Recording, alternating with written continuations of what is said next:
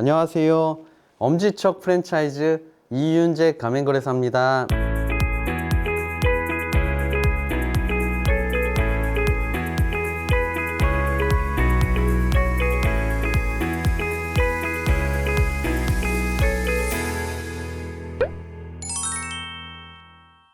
오늘은 어떤 브랜드가 오래 가는 프랜차이즈 브랜드인가 이런 이야기를 한번 해볼까 합니다. 근데 이 질문 자체가 굉장히 좀 추상적이긴 합니다. 프랜차이즈 창업을 꿈꾸시는 이제 예비 창업자 분들께서 어떤 브랜드 하면은 오래 장사할 수 있을까요? 참 이게 어렵습니다. 이 브랜드가 정말 핫해, 이 브랜드가 정말 괜찮아, 나름대로의 브랜드마다 장점이 있거든요. 제가 다른 영상에서도 한번 말씀을 드렸는데, 똑같은 프랜차이즈 브랜드를 창업을 하셔도 다 만족도가 다르십니다. 그리고 어떤 사장님들은 그 매장을 정말 5년, 10년 그 이상을 운영하시는 분들도 계시고요. 한 1년 정도 운영하시고 나서 못해 먹겠네 이렇게 하시고 다른 브랜드로 업종 변경을 하신 분들도 계신데요. 이게 왜 그럴까요? 오래 장사할 수 있는 브랜드가 뭐냐고 많이 보통 물어보시는데, 사실 이걸 알려면 그 사장님들마다 그 성향이 있습니다. 나에게 맞는 옷이 있듯이 나에게 맞는 브랜드가 있거든요. 창업 아이템이 있습니다. 이게 뭐가 좋다 안 좋다를 브랜드를 이제 판단하기 전에 내가 어떤 사람이고 창업을 해야 된다면 어떤 창업을 해야 되나 이런 고민을 한번 해보셔야 됩니다. 어떤 음식점이라고 전제하면 원팩 시스템이 좋아서 원팩으로 물류를 공급하는 그런 브랜드를 찾으시는 분들, 그러니까 이런 브랜드들은 다 장단점이 있거든요. 매장에서 직접 조리하거나 이런 것들이 과정이 줄어들기 때문에 공급하는 단가, 소위 말하는 원가율이죠. 판매가 대비 재료 원가, 이런 것들이 좀 올라갑니다. 이런 원팩화된 이런 브랜드들은 매출을 좀 많이 발생시켜야 됩니다. 그만큼 편하기 때문에 인건비가 적게 들 수도 있고, 그 대신 그만큼 많이 팔아서 원가율이 높다는 얘기는 수익률이 적다는 얘기거든요. 이제 그런 형태의 어떤 장사를 해야 되는 거고요.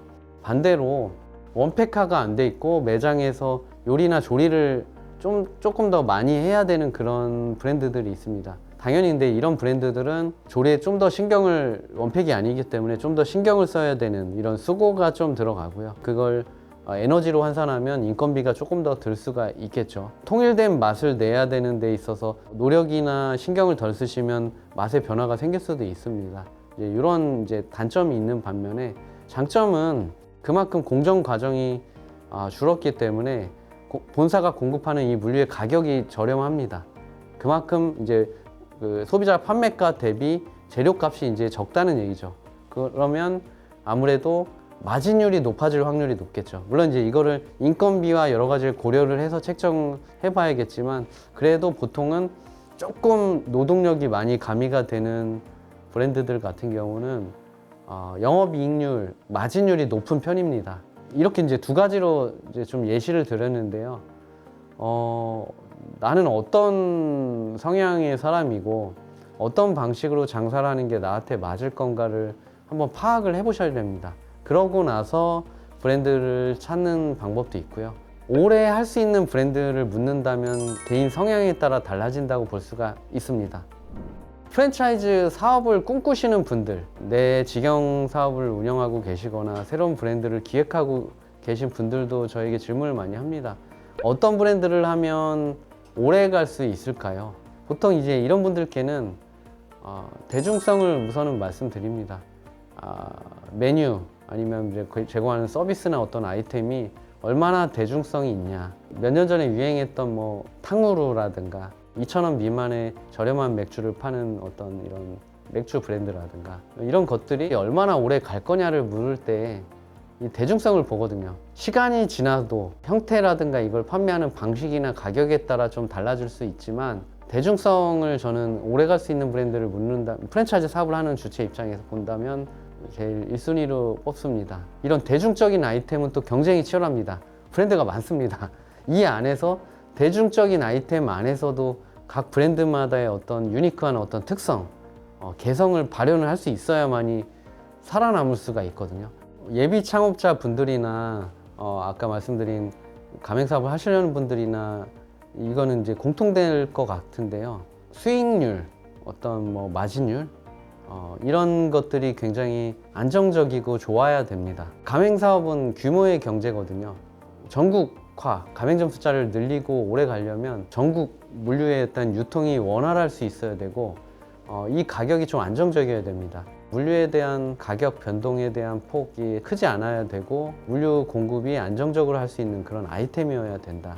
오래 갈 수 있는 브랜드를 묻는다면 이런 어떤 객관적인 환경들도 있겠지만 이 브랜드를 운영하는 주체, 크게 이제 본사 운영하는 본사 대표님, 본사 운영진이 있을 것이고요.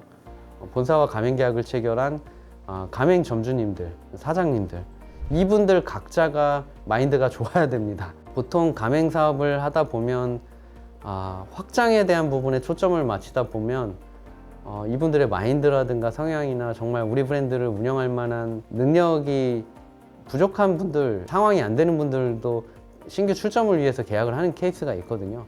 이렇게 되면 문제가 발생하죠. 오래가는 브랜드가 되기가 어렵습니다. 개별 매장의 어떤 실패, 폐업, 그 고전은 브랜드 전체에 대한 어떤 타격을 입을 수 있기 때문에 이거는 굉장히 주관적인 영역입니다. 그래서 본사 대표님의 어떤 브랜드에 대한 운영 철학에 따라서 가맹 점주님들도 달라지는 거거든요. 이런 거에 따라 브랜드가 오래 갈 수 있냐 아니냐가 영향을 미친다고 볼 수 있습니다. 그러니까 마인드 컨트롤이 중요한 거죠. 아무리 좋은 아이템과 좋은 원가율과 좋은 사장님들, 브랜드에 맞는 파트너와 함께 출점이 됐다 하더라도 이후의 관리가 중요하거든요.